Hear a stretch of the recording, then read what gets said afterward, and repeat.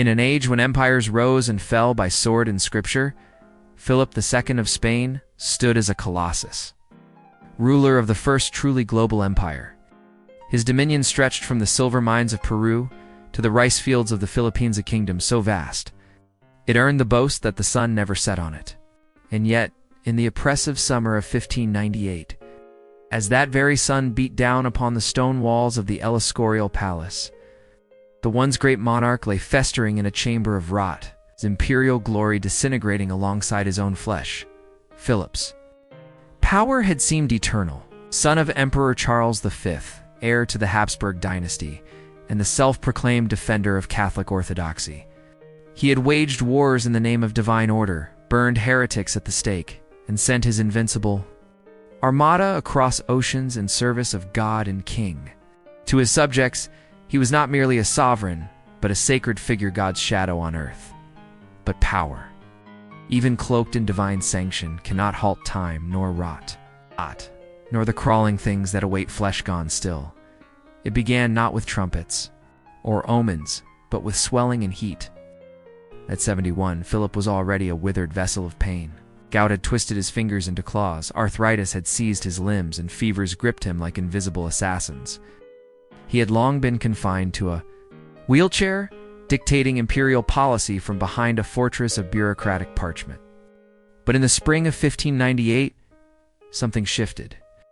Abscesses bloomed on his knees and hands, bursting, refilling, oozing with matter that smelled of the tomb. He could no longer hold a pen, scratch his head, or rise from his bed, and still he read documents and issued decrees, last vestiges of his authority clinging to a body already being claimed by decay. By June, the rot had spread. His body, no longer merely ill, had become uninhabitable. Sores opened across his chest and groin. The stench was unbearable. Perfumed handkerchiefs pressed to faces could not mask it. Servants flinched, some cried. The royal etiquette once, rigid and aloof, now collapsed under the weight of filth and excrement. He soiled himself hourly, and the bedding, soaked and steaming in the heat, became a perfect breeding ground. Yet even this was not the nadir. In the shadows of the Escorials, holy architecture built by Philip himself to glorify God and crownless began to appear. At first they were flicked away, a mere nuisance. But soon they covered his body, feeding on the blood and pus of lesions, crawling in his hair, swarming in his sheets. They bred in the wounds, hatched in the folds of royal flesh. Attendants tried to pick them off by hand. They returned within hours. A king who had commanded fleets now played host to insects. Philip did not cry out, not yet. He ordered the windows closed, not for comfort, but to prevent his stench from defiling the sacred air of the monastery palace. His mind, still sharp, still proud, observed this transformation with an awful clarity. What irony, the king who silenced nations could not silence. The buzzing of flies above his festering bed. What had begun as disease was becoming a spectacle. The court grew tense. Rumors spread. Some believed it was divine punishment. Others feared contagion. But one truth echoed silently through the vaulted stone halls. The most powerful man in the world was no longer dying. He was already being eaten alive. As July's merciless heat settled over central Spain, the rot accelerated. The monarch who had once declared himself the sword and shield of Christendom now lay as a sacrificial offering, bloated, ulcerated, and abandoned to forces no priest could exorcise. Within the hallowed walls of El Escorial, built to proclaim the eternal authority of church and crown, the smell of decomposition wafted through stone corridors. It no longer mattered that the edifice resembled a divine fortress. The decay inside had breached every threshold, ceremonial, spiritual, human. Philip's suffering was no longer private. Attendants once chosen for their stoic loyalty faltered. They wept, gagged, and rotated shifts with haunted eyes. The ulcers spread across his groin, thighs, and lower back. Skin broke, bubbled, ruptured. The scent, sweet, metallic, and unmistakably necrotic, clung to their hair and garments long after they left the room. One chronicler likened it to a battlefield after a siege, where the fallen still breathed. The royal bedding had turned into a swamp of sweat and blood.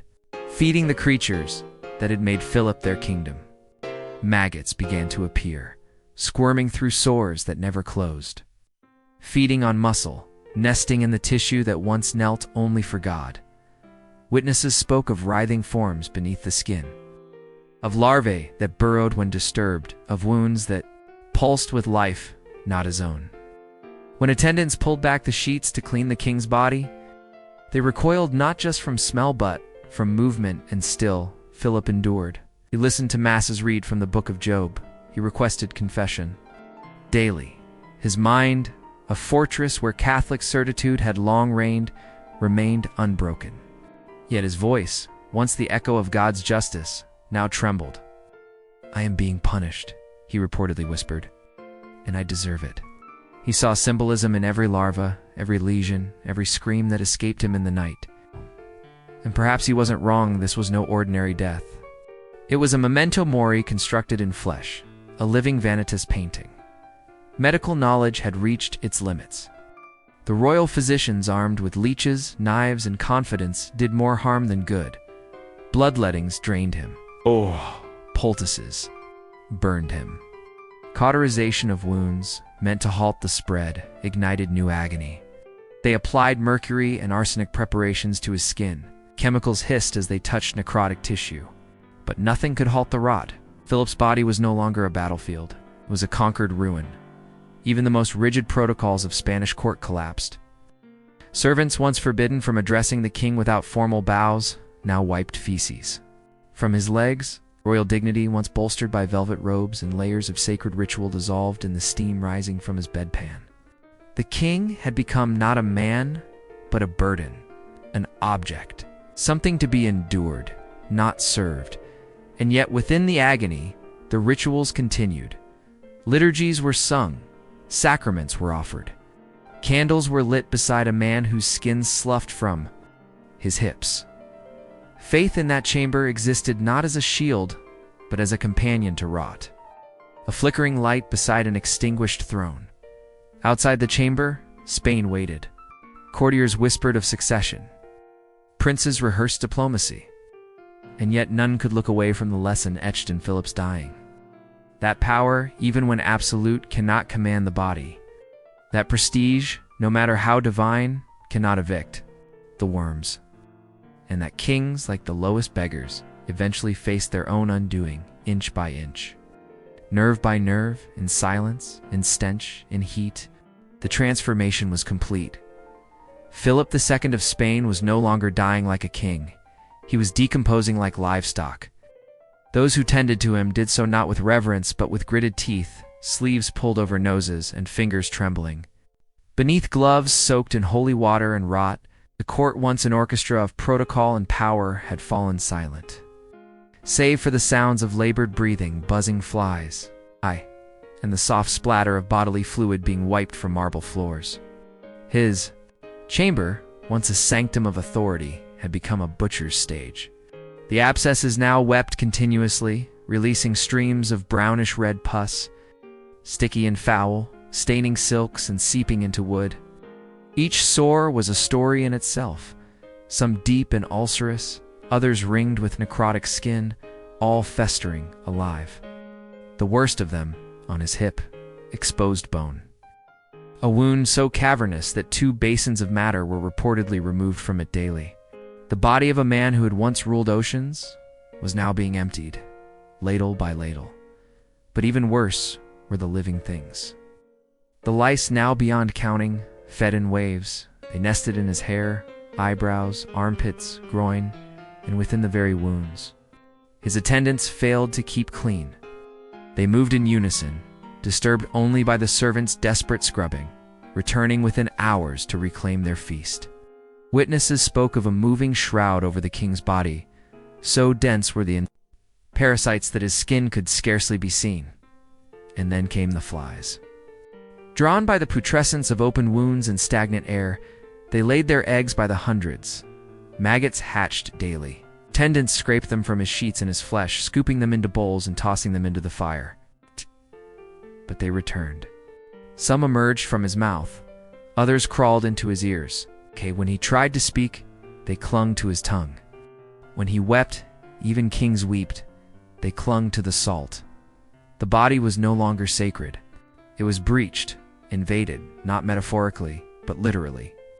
One servant recorded that the king's face had to be wiped not of sweat, but of worms. And yet through all of this, Philip's mind remained painfully clear. He gave instructions. He demanded reports from the frontiers. He has to see the budget for the armada. His brain, monarchic and precise, kept working even as his vessel crumbled around it. It is here, perhaps, that the truest horror lay not in the rot itself, but in the awareness of it. Philip knew. He watched. He endured, not for death, but for the strength to endure one more day, one more night, one more humiliation, and he did. Because kings do not die like other men, they linger. They are watched. They are documented. Their deaths are dissected for lessons and omens to serve. The dying king became its own kind of torture. One priest vomited mid-confession. Physician broke down and begged to be reassigned. No one could bear to touch him, but touch him they must, and every touch was pain. His gout, still active beneath the whiter rot, made the lightest pressure on his limbs unbearable. When attendants tried to change his sheets or cleanse his wounds, he howled. Those screams echoed through stone, bouncing off frescoes of saints and martyrs. Here was the final inversion. The monarch, once worshipped like a demigod, now begged like a prisoner. He pled with servants for mercy, for stillness, for silence. The lice did not obey. The maggots did not wait. And the sun eternal in his empire refused to set. Instead, it bore down through the windows of Escorial, bathing the dying king in golden light, as if to mock him. The emperor of half the world was now food first for flies, then for memory, then for history. By early September, the sun had turned cruel. The thick heat outside El Escorial no longer warmed, it baked. Inside, behind half-shuttered windows, the king's chamber had become a stagnant swamp of air and agony. No breeze stirred, no bird sang. Even the candles wilted under the weight of it. In the suffocating stillness, the body of Philip II swelled with death not yet final. His legs once marched into war rooms. Down cathedrals, across palaces, had become grotesquely distended with fluid. His belly ballooned.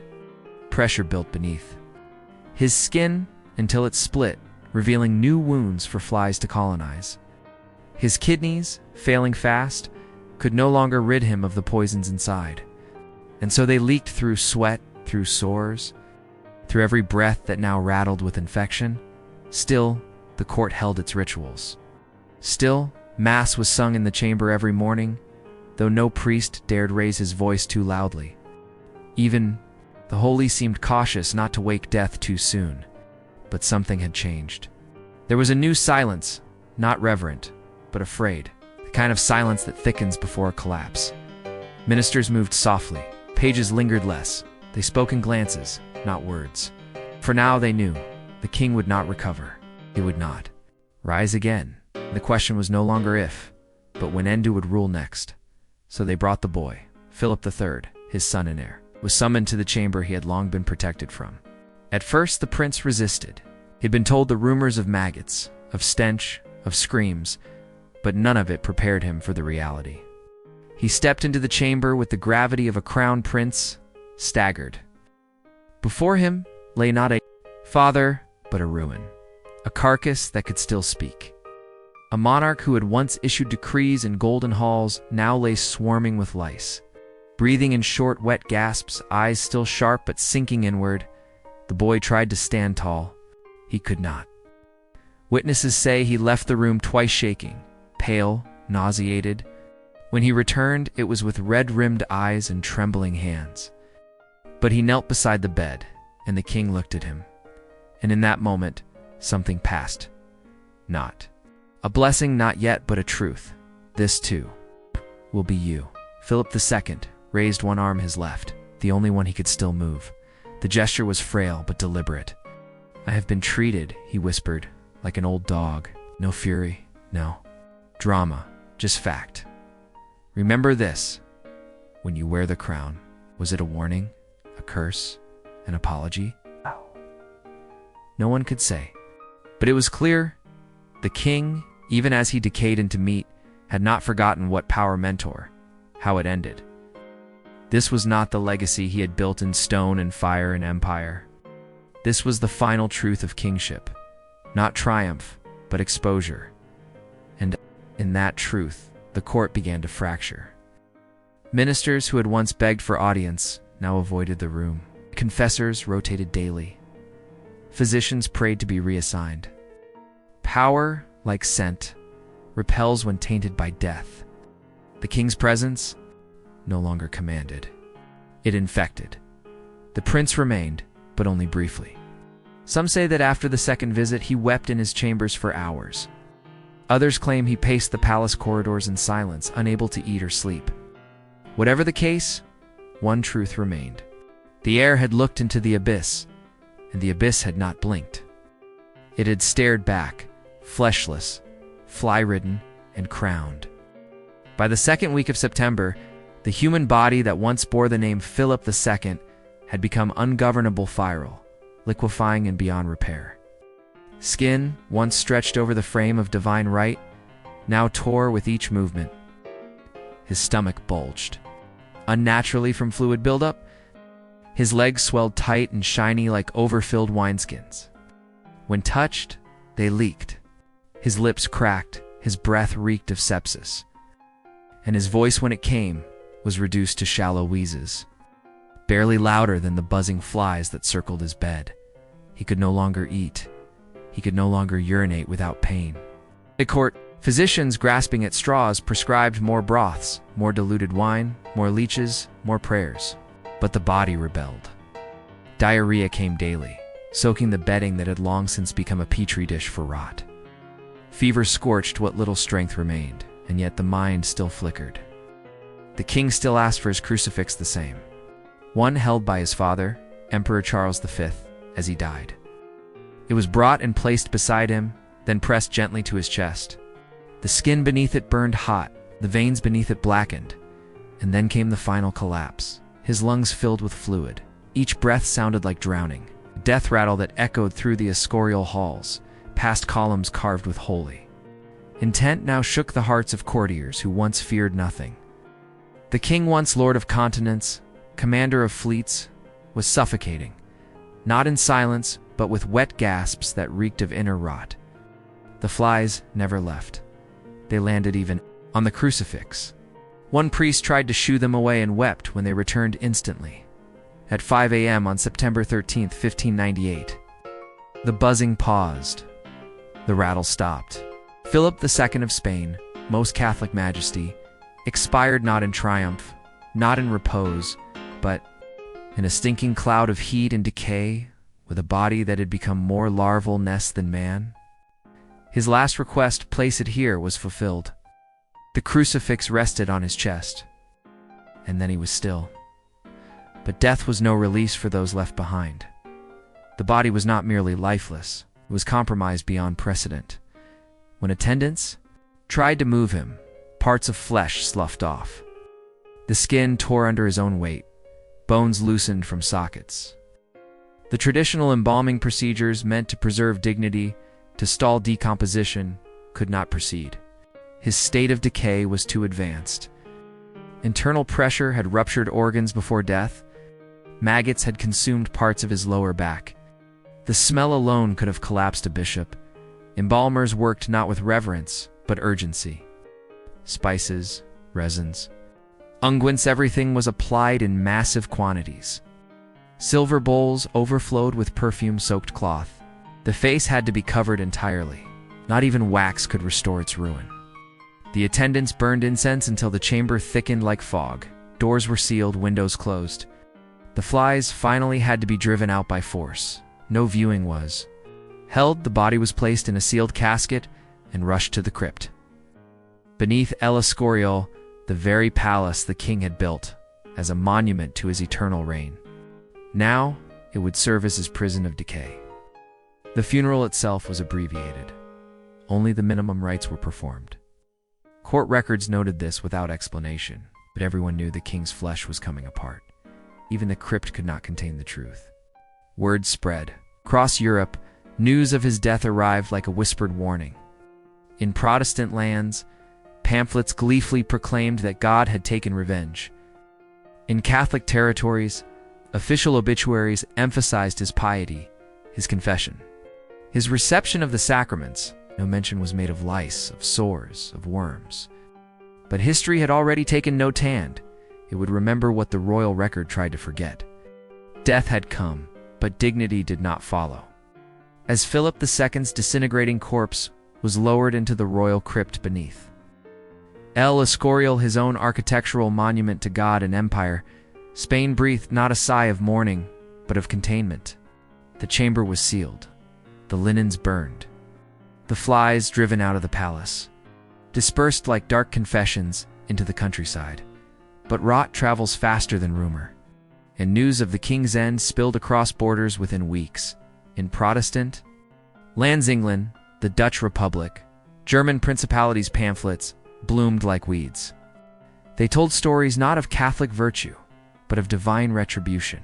Philip, the man who funded the Inquisition, who sent the Armada to destroy Elizabeth's realm, who burned heretics by the thousands, had himself been devoured by lice, by worms, by God's silence. One English tract proclaimed, "The flesh of tyrants shall be meat for the lowliest of God's beasts."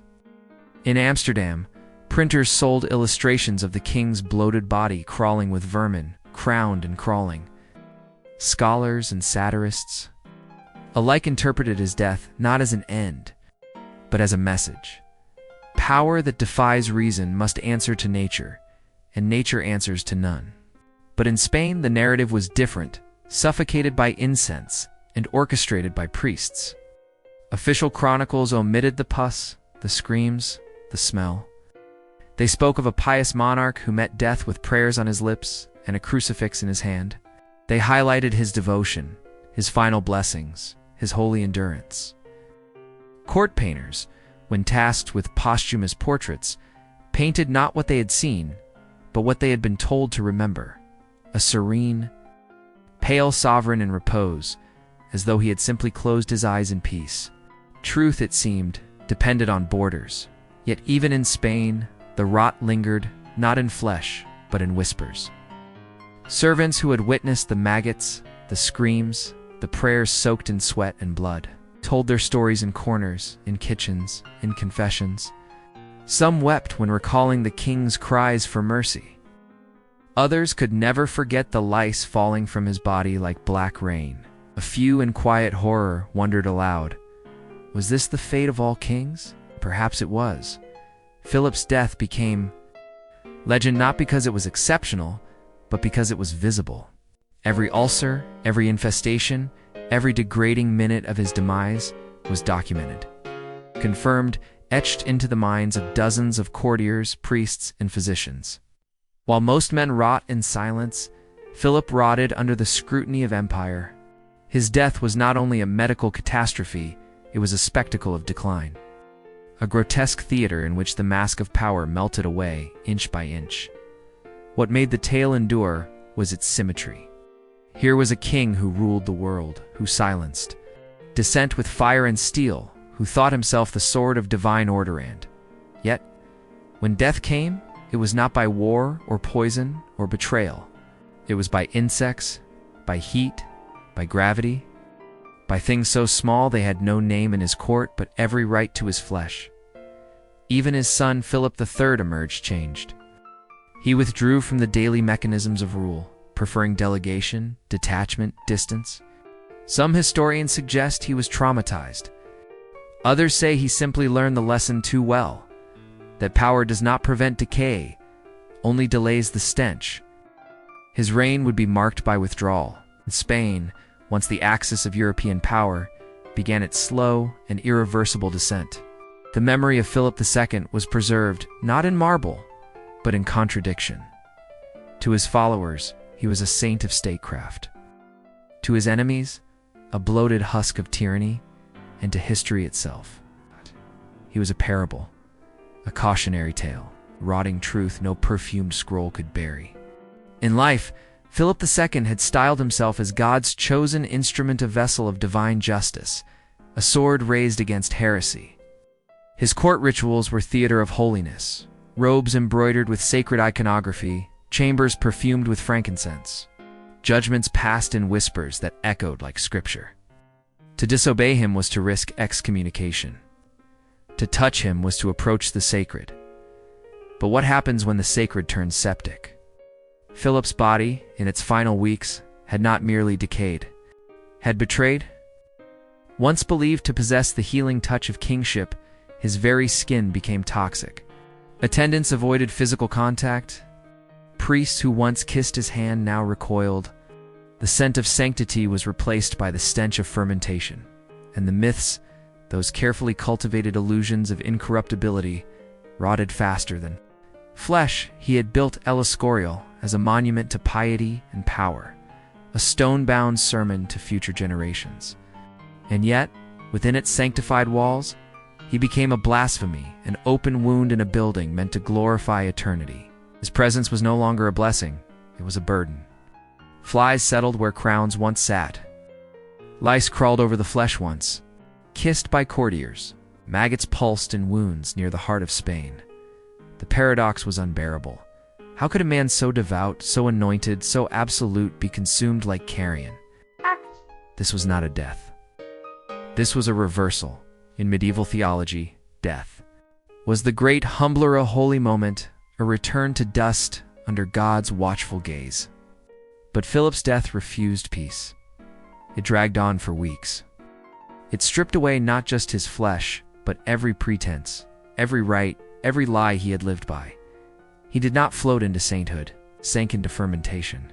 His cries for mercy were not heard in heaven. They were muffled by layers of soaked linen and buzzing wings. Those around him began to whisper. Some saw his condition as divine punishment, exorcism in slow motion. Others feared contagion, not of body, but of faith. If this was the fate of God's chosen, what hope had they? Even his confessor, the pious Diego de Yepes, wrote with conflicted. He described the lice crawling from within the wounds themselves. He chronicled the feast of insects with the reverence of someone documenting a miracle, but of the wrong kind. There was no cleansing fire, only slow rot. What Philip had become in those final days was not merely a man dying, it was a symbol, collapsing. The divine right of kings, the illusion of immunity, the empire of ritual lit, all unraveled in that bed of heat and worms. And perhaps that was his final gift. Not conquest, not gold, not cathedrals, but a lesson etched into flesh. That power is not protection. That divinity, once claimed, must answer to biology. In that room, no theologian could explain away the buzzing. No Latin liturgy could mask the smell of the human meat unraveling in real time. The man who had burned heretics, silenced dissent, and ruled by sacred decree had become the most heretical truth of all, that kings rot just like beggars, that God, if he watched, did not intervene, that no crown is strong enough to hold back the maggots. Long after the cries stopped echoing in El Escorial, long after the linens were burned, the servants reassigned, and the chamber sealed, his death remained. Not the man, not the monarch, but the death. That long, slow, unrelenting unraveling of a figure once seen as the living hand of God on earth. That's what history remembered. And in time, it's all it wanted to remember. Philip II had amassed a legacy of power, of law, of global dominion. He had presided over the golden age of Spain, overseen vast colonial conquests, and shaped the destiny of half the known world.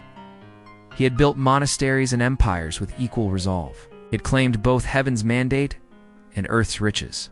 And yet none of these triumphs survived in memory with the vividness of the worms, because death, when it arrives grotesquely enough, eclipses greatness. Modern historians often note the cruel symmetry. The man who ruled the greatest empire of his day is now best known not for his battles or policies, but for the insects that consumed him. And perhaps there is a strange justice in that. For what greater memento mori could there be than this?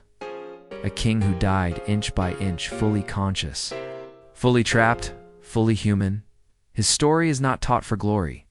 It is told in hushed tones, in dim libraries and under candlelight, as if the rot might rise again if spoken too loudly. It has become a legend, but a dark one. A tale not of conquest, but of collapse. Not of sainthood, but of meat. And so Philip, too, lingers not in statues or sanctuaries, but in the collective shudder of those who know how he ended. The sealed coffin beneath El Escorial holds bones, but not silence.